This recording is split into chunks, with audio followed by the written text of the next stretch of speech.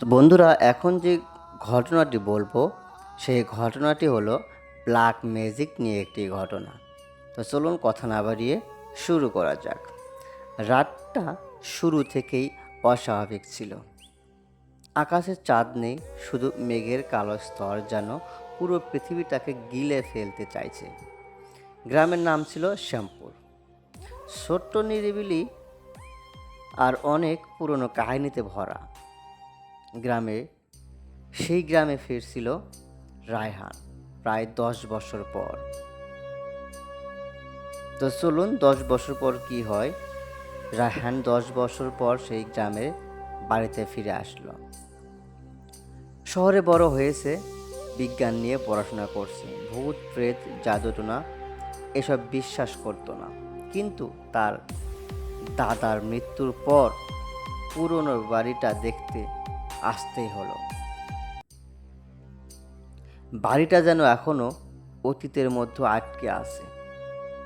ধুলো জামা ধুলো জমা আসবাব, দেয়ালের ফাটা ছবি, আর একটা অদ্ভুত গন্ধ, পুরনো আর পচা কিছুর মিশ্রণ।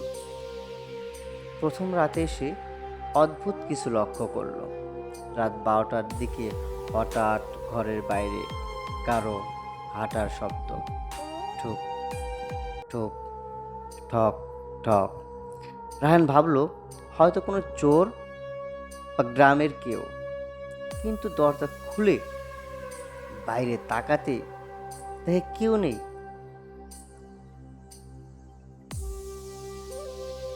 শুধু উঠোনের মাঝখানে একটা পুরনো আম গাছ, যার ডালগুলো অদ্ভুতভাবে দুলছে, অথচ বাতাস নেই।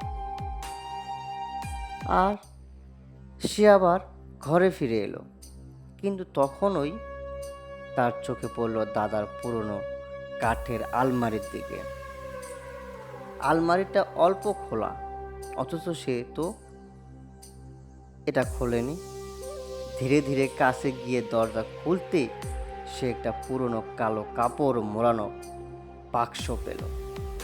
কৌতূহল তাকে পেয়ে বসল। বক্সটা খুলতে ভেতরে পাওয়া গেল কিছু অদ্ভুত জিনিস। একটা শুকনো পাখির মাথা, কিছু লাল সুতো আর একটা ছোট ডায়েরি। ডায়েরি খুলতে প্রথম পাতায় লেখা যে যে এটা পড়ছে সে ইতিমধ্যেই দেরি করে ফেলেছে। রায়হান হেসে ফেলল, ফালতু কুসংস্কার, সে মনে মনে বলল, কিন্তু পড়তে শুরু করলো। ডায়েরিতে লেখা ছিল তার দাদা একজন তান্ত্রিক ছিল, ম্যাজিক, ব্ল্যাক ম্যাজিক করত, মানুষের ক্ষতি করার জন্য, নিজের শক্তি বাড়ানোর জন্য। প্রতিটি পাতায় ছিল ভয়ঙ্কর রীতির বর্ণনা।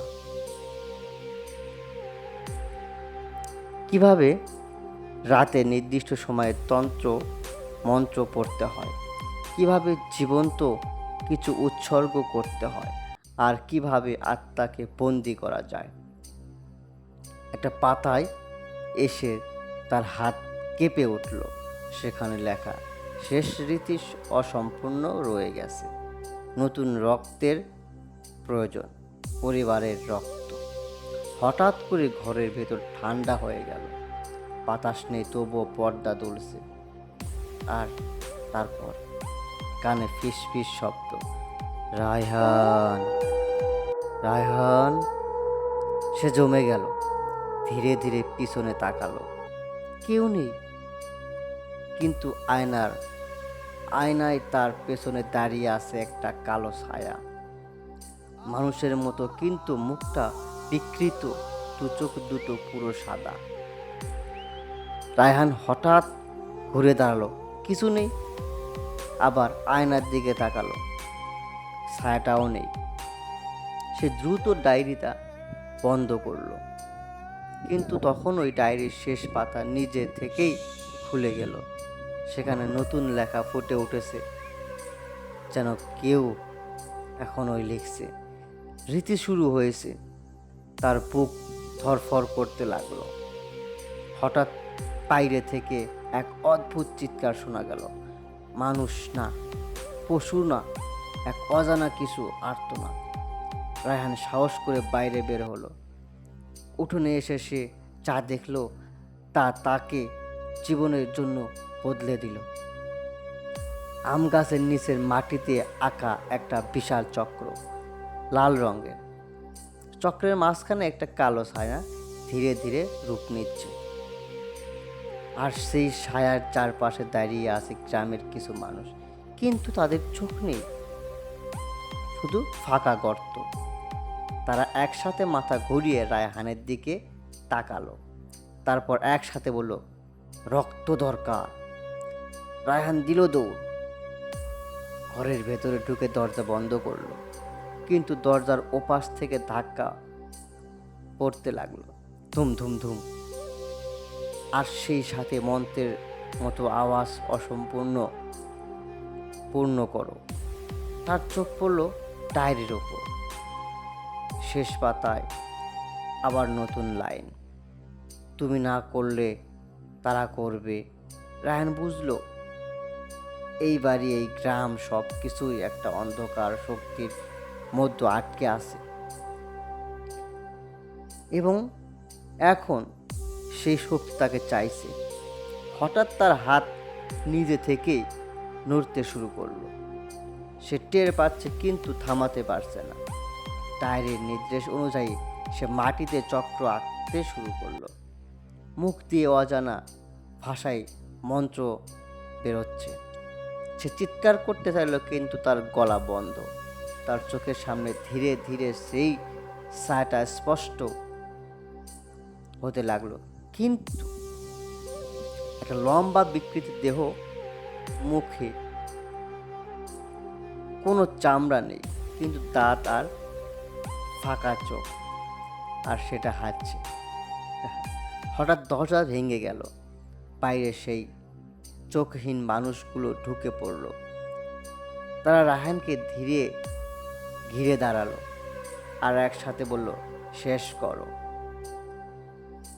রায়হানের হাতে তখন একটা ছুরি। সে কাঁপছে। সে জানে যদি রীতি শেষ করে এই ভয়ঙ্কর কিছু মুক্তি পাবে, কিন্তু না করলে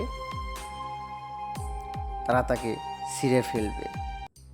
হঠাৎ ছায়াটা তার কানে ফিসফিস করলো, এক ফোঁটা রক্ত, আর তুমি মুক্ত। রায়হান ধীরে ধীরে নিজের হাতে ছুরি তুলল, তার চোখ দিয়ে পানি পড়ছে। শেষ মুহূর্তে সে চিৎকার করে উঠল, না! আর ছুরিটা নিজের বুকে বসিয়ে দিল। এক মুহূর্তে সব চুপ। বাতাস থেমে গেল, ছায়াটা চিৎকার করে মিলিয়ে গেল, চক্র ভেঙে গেল, সব কিছু নিস্তব্ধ।